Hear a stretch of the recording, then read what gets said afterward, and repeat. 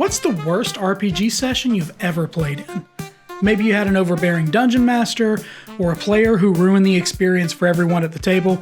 Well, today we're going to be exploring just that on Reddit in r/RPG horror stories. Hello role-playing gang, and welcome back to the channel. If you're new here, my name is Zach. I'm a forever DM, and my goal is to make RPGs fun and easy to understand for everyone. But for the players we're looking at today, it sounds like it wasn't so much fun. Let's take a look. But first, we have to suit up. Alright, now we're ready to begin. This first story comes to us from Reddit user Bill the Hiker 187. This post is titled, Adversarial DM is not fun for players. There's a bit of a TLDR at the beginning, but we're going to go ahead and skip over that and get right into the meat of the story. Princess of the Apocalypse game. I joined a year or so in, a female Goliath fighter. It's relevant the player was mid-20s and the only female, the rest males. A human cleric, a warlock/bard, an elf arcane archer, and me, a tiefling rogue. I joined a year or so into the campaign. DM was male, mid-40s. DM made it clear pretty quickly he didn't think a woman should be playing a fighter, and was constantly finding ways to target the Goliath. Oh boy. This is already bad. Her breaking point was after he RP'd her walking... What? Her breaking point was after he RP'd her walk of shame the morning after a tavern encounter. Thankfully, he didn't RP the encounter itself, just the morning after, but none of this was with the player's consent. I almost left at that point, but let myself get talked into staying so the campaign wouldn't fold. Whoa. Okay, immediate red flags right off the bat. I need to reread this. Wait a minute. Her breaking point was after he roleplayed her walk of shame the morning after a tavern encounter. Blah, blah, blah, blah. None of this was with the player's consent. Did the player not consent to the encounter in the tavern? Because that's a totally different story. Okay. Let's just continue. After the Goliath left, it was my turn. DM decided to really lean into the whole everyone is racist against tieflings trope, to the point where I confronted him out of game and told him if he wanted me murder hoboing every NPC that crossed our path, say the word, in which case I'm out because that doesn't interest me. He insisted he's not racist because he has friends of color. I wish I was making that up, and again, I let myself get talked into staying. More red flags, oh my gosh. To be fair, the racism stopped, but the fun had gone out of the character, so I killed him off and replaced him. Whew. Okay, DM is sexist and racist. We got down into the underground temple complex. Two things quickly became apparent. The DM had a soft spot for the warlock, who somehow hit all his attacks and made all his saves, and he treated treasure like it was coming out of his own pocket. My final straw was, after clearing out 2 of the 4 temples, we headed back to the surface to recover.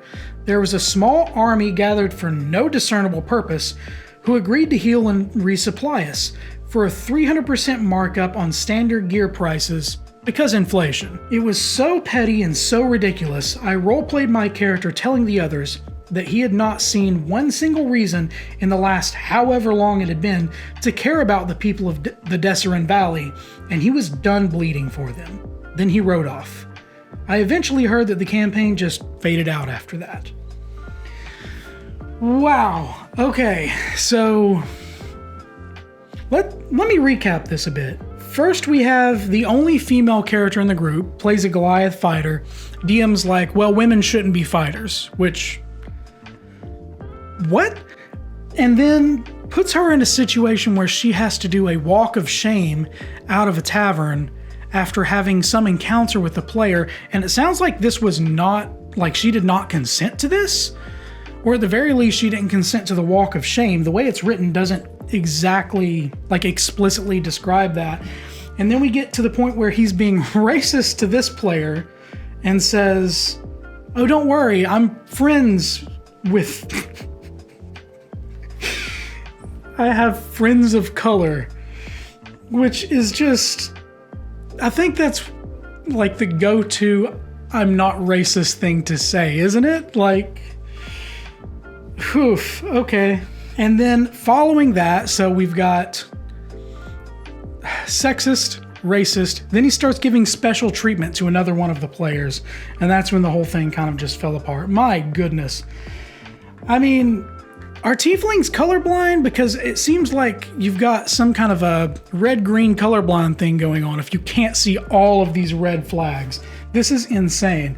I would not have stuck around this far into the campaign myself. I mean, I guess kudos to you for trying to give him a chance to redeem himself. But also, yeah, reading in the comments, wait a minute, you're all in your 20s and the DM was in their 40s? So maybe this DM just had like a power complex situation?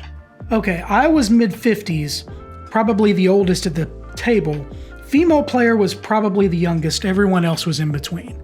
Okay, so that's kind of the way it is at my table. We've got a player who's in her 60s and we've got a player who's in their 20s. So, you know, that's fine. But yeah, did anyone at the table speak up about the bullying, or was she left to cope on her own? I did the first couple of times and she made it clear she didn't want nor need anyone else fighting her battles. And then a user replies, "This was a bad idea on her part, honestly. Can't blame, however, considering the age and all. You probably still should have told the DM to cut it out. I mean, I feel like your complaints against the Warlock and about the army resupply are pretty weak, but none of that matters because the campaign shouldn't have gone that far. You should have turned around and walked out the door the moment this douchebag said women shouldn't play fighters." And I 100% agree there.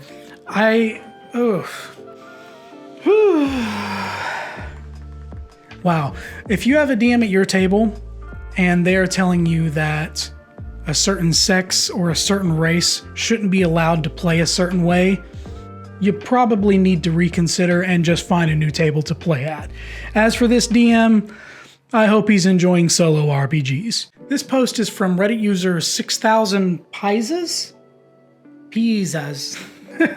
This post is titled, "I haven't had a single turn of combat in 5 months." Oh my gosh. He's tagged it as lighthearted, but I'm kind of like, I would be upset. I don't really love combat, but oh my gosh, this is a lot. Let's get into this. This one is still ongoing, but it's gone to a point where it stopped being funny a while ago. Not a full horror experience, but one of the most frustrating things I've ever experienced. This was a Pathfinder 1st edition campaign. Just keep that in mind, okay? So around 2.5 years ago, I joined an already started campaign as a substitute for another player. Being the newest member, I decided to adapt and fill whatever role the party needed, and most of them were frontline/tanks. Inquisitor, fighter, paladin. Since the setting was not a gritty Game of Thrones low magic one, I asked if it was okay if I made a glass cannon spellcaster. The DM liked it, the party liked it, so I got to work. Now, saying the campaign was homebrew heavy would be an understatement. I'm not talking about hybrid or alternative classes, but more of the flavor of what vodka and kibbles provide for D&D. I was not comfortable with the system yet, so I asked if it was going to be an issue if I played a rules as written build. DM said it was perfectly fine, those classes were just flavor in case someone wanted to try something new, but not a requirement. Fast forward to our first fight. That's a tongue twister. Fast forward to the first fight. Whew. I'm rocking less than half of the HP of the rest of the party, but I should be fine as long as I know how to position my character, right? Wrong. Every single enemy will either spawn in combat right next to me, risk multiple opportunity attacks just to down me, or, the funniest example, the enemy just so happened to be hiding on the ceiling and dropped right on top of me, downing me before we rolled initiative. Whew. They got to a point that they would stand there and wait for someone to heal me so they could down me again. Okay, that's pretty toxic. They were not single enemy fights, and most of them would rock 10 to 20 enemies plus gimmick, so that meant every time my turn was skipped in death saving throws, a good hour to hour and a half would pass before it was my turn to roll a saving throw again. Oh my gosh. I mean, I know me, and like, I would be so passive aggressive. I'd be like, okay, my turn's over. I'm going to go get something to eat. I'll see you guys in an hour. Like I wouldn't be able to help myself but to say or do something. Like I would, if we were seated around a table or playing online, I'd probably just get up and leave and come back later. It started to dawn on me why every single player had a build that put them on the 3 digits of HP. When I asked my DM about the focus I was getting, they responded with, well, the enemy can see you're a spellcaster, and they prioritize the person that can kill a lot of them easily. Which is very fair, but still it didn't sit well with me. I brought up that I was not having fun, and that maybe I should create a new character that fitted the battle mechanics better, but they said that I was filling a necessary niche, I was just unlucky. Okay. Inquisitor and I started keeping notes as a joke of how many spells I'd cast in combat. We noticed last session that the last time I did anything was on June 1st, thanks to a surprise round. I've been eating dust ever since. Yeah, June 1st, just for reference, it is December the 11th. And this post just came out. So yeah, they have not done anything in 5 months. I don't plan on leaving the group because they are my friend group, and ttrpgs are honestly the only time that we can hang out together monthly without work or life being in the way. But it's getting hard not to astral project to a better game when combat rolls around, to be fully honest. Okay, so before I dig in and find out what other people are saying on the topic, let me give my 2 cents. First of all, I have been in situations as a DM where I've had 1 or more enemies target a spellcaster or target the healer or something like that, particularly if they're intelligent NPCs, or if they see you casting spells. You know, give it a turn or two so that they can figure out, oh, that guy's doing something bad over there, we need to focus on him. Right? But I can't say that I've ever done anything like this to a player. In fact, if I were a player and I was put in this situation, I probably would have dropped out of the game already, friends or not. I mean, the healthiest thing that you can do is to talk to the dungeon master, talk to your friends, and say, hey, I've been keeping track. I've not got to do anything in months. And maybe you're only meeting once a month. That means at minimum it's 5 campaigns that you've not got to cast a single spell. My group meets every 2 weeks. We used to meet every week. I mean, at that rate, you're talking about what, 20 games you've not, or more, that you've not got to cast a single spell in combat? I wouldn't be able to do it. Now, since it is a friend group, it can be hard to verbalize your concerns because you don't want to come across as a jerk or make people feel uneasy. But at the same time, you should be able to go to this group of people and say, hey, I'm just not having fun. If the DM is in such a position that they can't let you cast spells because the entire game's broken, then what benefit do you bring to the party by being there anyway? I mean, yeah, there are things that a spellcaster can do outside of combat that can benefit the party, but to that end, so could any high intelligence character.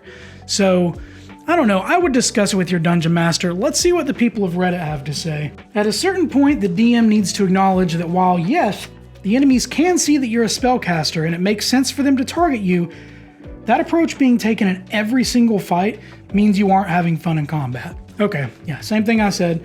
I understand the DM wants to run realistic enemies, but surely they should also want to be able to enjoy combat, which you're clearly not doing at the moment if you haven't had a single turn the entire time you've been playing.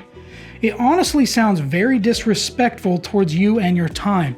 Yes, that's a huge thing at our table, is respecting players' time. That's why I expect people to be on time, or if you can't make it to a session, to let the other players know ahead of time, because we're all working on a tight schedule. You know, we all want to have fun together, but we need to respect each other in that regard. If they were going to do this the whole time, they should have never let you build a glass cannon caster, because they clearly don't want to have to deal with one in combat. All right, this dude's on point. Comment on that. Let's be real here. Realistically, most enemies shouldn't. Like, maybe if you're fighting some hostile guild or highly intelligent species, there's a moderate to high intelligent commander, they could direct everyone towards one priority target. But if it's a group of wild monsters, or even some wilderness tribe of goblins who probably haven't even seen a wizard before, they shouldn't be strategizing so well in the first place. Fully agree. It doesn't sound like the DM is... I don't know. I can't tell if the DM is intentionally being toxic because it's funny, or if the DM is so afraid that one spellcaster is going to break their entire game, or what the case is. I really don't know why they're acting in this way, but the player should talk to the Dungeon Master. The Dungeon Master should take a couple steps back and let the player play the game. Let's move on to the next one. Oh boy, this one's a doozy. I want to play as Rick Sanchez. An adult DM. Okay, yeah. Let's do this. Oh gosh. This is from Reddit user Who, What, When, Why. That is a great name. Kudos on that name. Longtime reader, first time poster, formatting on mobile. Good for you. A few years back, I signed up at a local games club near my workplace, close enough that I could swing by there after a shift or two throughout the week. They had booths for groups in different areas for different things, and it was all really well managed. I had played a few games there with various people and had good experiences when I saw someone on the club Facebook page recruiting for a game of Eclipse Phase 2. For those who aren't familiar, it's a sci-fi setting. AI destroyed most of humanity in the solar system before disappearing and leaving all sorts of nasty nanoswarms, basilisk hacks, and horrible biomachine hybrids lying about. Humanity is recovering. You can swap bodies by downloading your consciousness from place to place. You can be an uplifted octopus. All that good stuff. I signed up immediately. Session 0 came about and I met the DM and 3 other players. I prepared a wisecracking snake mech merc. One guy was inhibiting a swarm of microbots. One was a digitized consciousness. And the last was, well, as he proudly informed all of us, he was Rick Sanchez from Rick and Morty. Now, I hope the DM addresses this right away.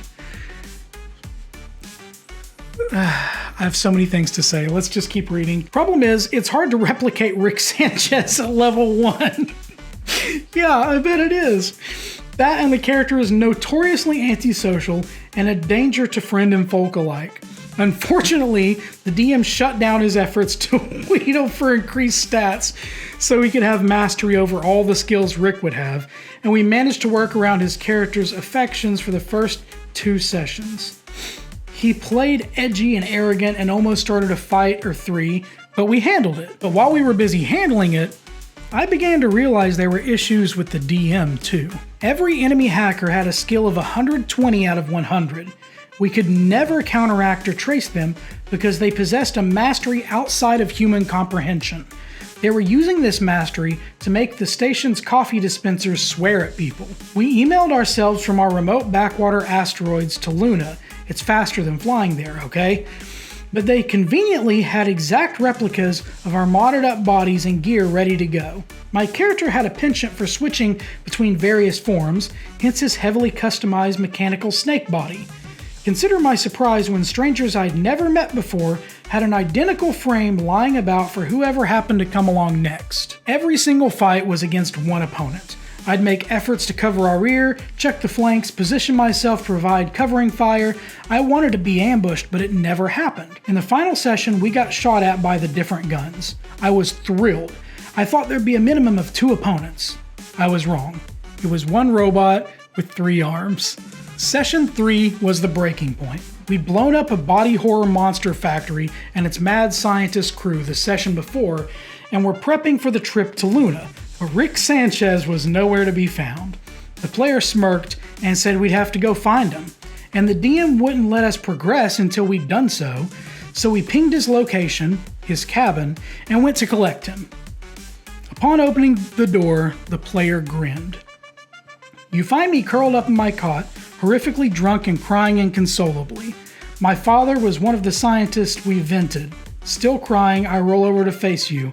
In my arms, you can see a half-empty bottle of spirits and a block of C4. All 3 of us turned to the DM and said we weren't going anywhere with this guy. In and out of character, we listed the myriad reasons why a depressed drunkard with C4 was not a good guy to hang around with on a space station. We wanted to haul him to the brig immediately. The player protested. It's what he would do, he's upset. The DM shrugged and said it wouldn't be fair to the player to leave Rick behind. So we rolled our eyes, told him he needed to work with us rather than against us, and went along with it for the rest of the session. Then we all independently quit before the next session. Okay. So let's dig into this. So first things first, it sounds like maybe the Dungeon Master was pretty new. If someone comes to you and says, hey, you're playing a sci-fi story? I want to be Rick Sanchez. Your response should be, no. I would say something like, okay, what is it that you like about this character and how can we turn it into something unique for you? Do you want to be a mad scientist? Do you want to be crass? Do you want to be a know-it-all? That's all fine, but you don't have to be a carbon copy of something that's already out there. In my opinion, that kind of takes away from a role-playing game anyway. The game master not knowing how many enemies to throw at their players or not understanding that the players needed more challenge sounds like a pretty novice move. There have been games that I've had where I've not made enough enemies for the players, but there are ways to adjust by having people come in from side doors or call for backup. You know, there's ways to adjust on the fly. It sounds like this DM was pretty new to being a DM, or at least to this game in particular. Now, as for this player, clearly they want some attention, I guess, if they're trying to play the main character from a different TV show in a role-playing game. You know, the DM should have handled this. Let's check and see what the comments say. I think that a lot of people forget to realize with horribly arrogant characters like Rick Sanchez, Tony Stark, Archer, etc., is that they can't remain difficult to work with. Thank you. Tony Stark joins the Avengers, becomes attached, and becomes one of their greatest. Rick Sanchez begins to legitimately care about the people in the universe and leans away from complete nihilism. Kind of. Archer gets cancer and realizes the people he works with are his true family, and he needs to stop being a jerk. Character development is a very important part in role-playing games. I've played characters where I've been the jerk. I had a character who was pulled out of time, and I thought it would be funny to play the elf. He was an elven character. I thought it would be funny to play him as superior. You know, he thought he was above the other races.